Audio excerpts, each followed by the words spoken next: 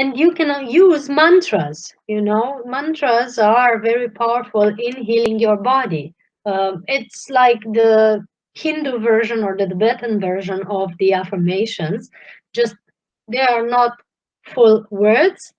The mantras are power letters or power syllables that are charged with a certain energy that impacts the body. And if you're, for example, oming or repeating the mantra om for a certain amount of time, you'll see that it has a strong impact on your physical system. And first of all, the mental gets more and more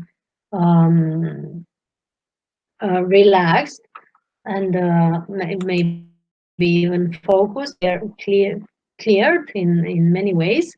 If you're repeating other types of mantras, they're also each one having their own effects, and they can resonate with certain beings or certain deities or certain mental states and so on. So the culture of mantras is so vast that I can't even get started on it without, you know, talking for hours on only that.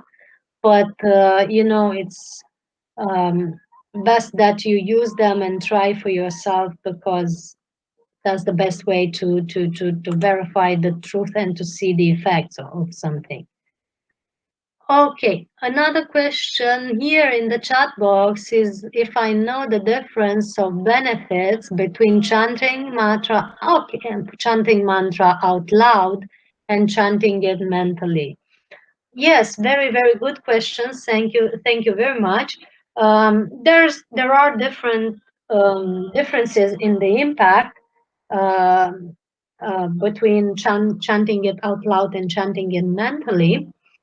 Um, the more we are familiarized with a mantra, the more it gets internalized, you know.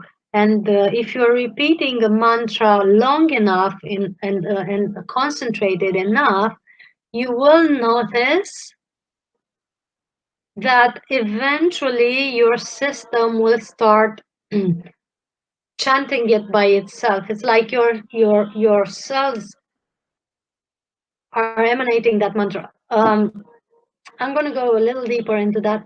The the levels of working with a mantra are going from chanting it out loud to chanting it inwardly. And the last level is when the system, your cells, or your inner being is chanting it by itself without you even paying attention to that. You know, it's like the mantra is so well integrated that is emanating from you.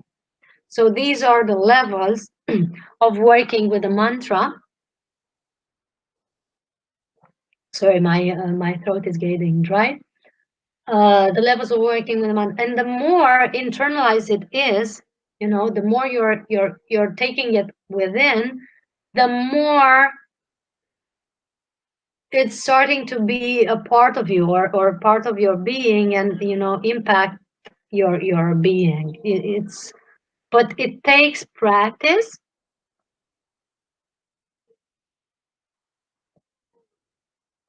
It takes practice, and for me, always a mantra worked best when repeated inwardly. So I would maybe repeat it once or twice outwardly, and then it would literally pull me within. But you know, when your mind is not very well trained in meditation, it might be beneficial to chanted out loud for a while, so that it keeps your mind busy and also your mouth busy, and focus most of your attention on that mantra. You know, it's more difficult for the mind to wander around while you're busy uttering it up loud. If you're then able to concentrate Sorry, I have a friend here that is playing on the floor, and I'm keeping an eye on him. Um, if you're concentrating, if you're not having difficulties in concentrating inwardly, and your mind is already trained, then uttering the mantra inwardly is more helpful because it pulls more of your attention within. So that would be the difference. Another difference would be that when you utter a mantra out loud, you can help the ones around you. For example, I chant a mantra, I can impact the mental states of the ones that are listening to me. So it can have a wider effect on the surroundings and even on the place where you are. You know, when you're chanting a mantra in a room, it resonates with the walls and the space in the room. If you're chanting a mantra in a pyramid, it's totally different ball game because the pyramids are built for resonating. So it's like a device, or that is then resonating all the way throughout the cosmos. So that would be the effect of chanting a mantra out loud.